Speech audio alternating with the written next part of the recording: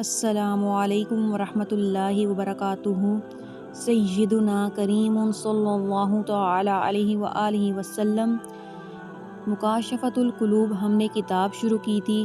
آج انشاءاللہ تعالی باب نمبر 2 خوف الہی پڑھیں گے۔ اس سے پہلے اچھی اچھی نیتیں فرما لیجئے، سن کر عمل کرنے کی کوشش بھی کریں گے، دوسروں کو بھی اس کی ترغیب دلائیں گے اور ثواب کی نیت سے اس کو شیئر کریں گے، اور ویڈیو کو اینڈ تک دیکھیے، انشاءاللہ تعالیٰ آپ کو ضرور اس سے کچھ نہ کچھ سیکھنے کو ملے گا۔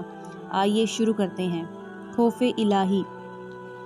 حضرت علامہ ابو اللیث رحمۃ اللہ علیہ کہتے ہیں کہ 7ویں آسمان پر اللہ کے ایسے فرشتے ہیں کہ انہیں اللہ تعالیٰ نے جب سے پیدا کیا ہے برابر سجدہ میں ہیں اور اللہ تعالیٰ کے عذاب سے انتہائی خوفزدہ ہیں۔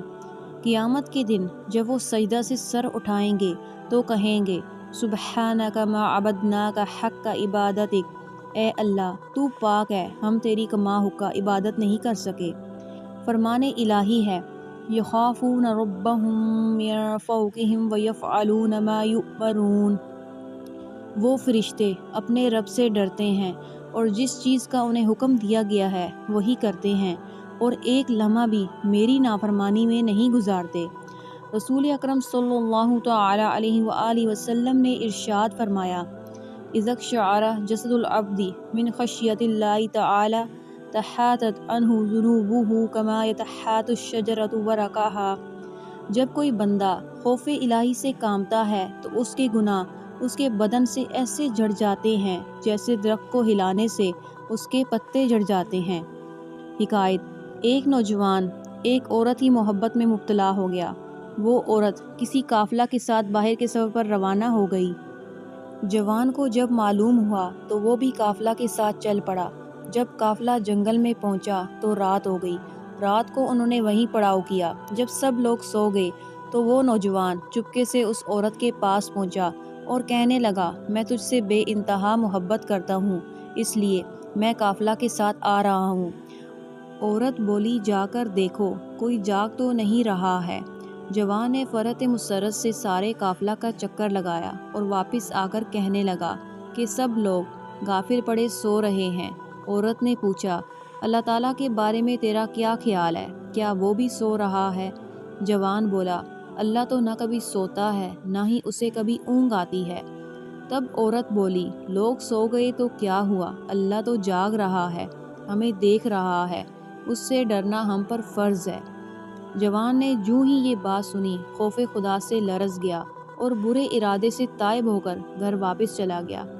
کہتے ہیں کہ جب وہ جوان مرا تو کسی نے اسے خواب میں دیکھ کر پوچھا، سناؤ کیا گزری؟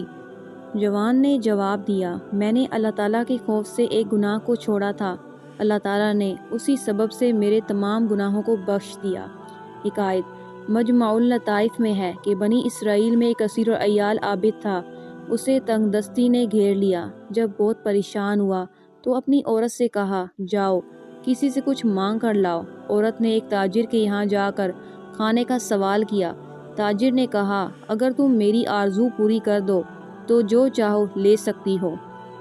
عورت بیچاری چپ چاپ خالی ہاتھ گھر لوٹ آئی۔ بچوں نے جب ماں کو خالی ہاتھ آتے دیکھا تو بھوک سے چلانے لگے اور کہنے لگے، امی ہم بھوک سے مر رہے ہیں، ہمیں کچھ کھانے کو دو۔ عورت دوبارہ اسی تاجر کے ہاں لوٹ گئی اور کھانے کا سوال کیا۔ تاجر نے پھر وہی بات کی جو پہلے کہہ چکا تھا۔ عورت رضامند ہو گئی، مگر جب دونوں تخلیہ میں پہنچے تو عورت خوف سے کانپنے لگی۔ تاجر نے پوچھا، کس سے ڈرتی ہو؟ اس نے کہا، میں اس رب لم یزل کے خوف سے لرزاں ہوں جس نے ہمیں پیدا کیا۔ تب تاجر بولا، جب تم اتنی تنگ دستی اور اسرت میں بھی خوف خدا رکھتی ہو، مجھے بھی اللہ کے عذاب سے ڈرنا چاہیے۔ یہ کہا اور عورت کو بہت سا مال و منال دے کر عزت کے ساتھ رخصت کر دیا۔ اللہ تعالیٰ نے پیغمبر وقت موسیٰ علیہ السلام پر وحی بھیجی کہ فلاں بن فلاں کے پاس جاؤ اور اس سے میرا سلام کہہ دو اور کہنا کہ میں نے اس کے تمام گناہوں کو معاف کر دیا ہے۔ موسیٰ علیہ السلام حسب حکم الہی اس تاجر کے پاس آئے اور پوچھا، کیا تم نے کوئی عظیم نیکی انجام دی ہے جس کی وجہ سے اللہ تعالیٰ نے تمہارے تمام گناہوں کو معاف کر دیا ہے؟ جواب میں تاجر نے مذکورہ بالا سارا واقعہ کہہ سنایا۔ حضور صلی اللہ تعالی علیہ وآلہ وسلم فرماتے ہیں، فرمان الہی ہے، میں اپنے کسی بندہ پر دو خوف اور دو امن جمع نہیں کرتا۔ جو شخص دنیا میں میرے عذاب سے ڈرتا ہے میں اسے آخرت میں بے خوف کر دوں گا، لیکن جو دنیا میں میرے عذاب سے بے خوف رہتا ہے میں اسے آخرت میں خوفزدہ کروں گا۔ اللہ تعالیٰ کا ارشاد ہے فَلَا تَخْشَوُا النَّاسَ وَاخْشَوْنِ، تم لوگوں سے نہیں مجھ سے ڈرو۔ ایک اور آیت میں ہے فَلَا تَخَافُوهُمْ وَخَافُونِ إِن كُنتُم مُؤْمِنِينَ، اگر تم مومن ہو تو لوگوں سے نہیں مجھ سے ڈرو۔ انشاءاللہ تعالیٰ اگلی قسط میں اس کا باقی جو حصہ ہے ہم وہ پڑھیں گے۔ اللہ کریم ہم سب کو عمل کرنے کی توفیق عطا فرمائے، آمین ثم آمین۔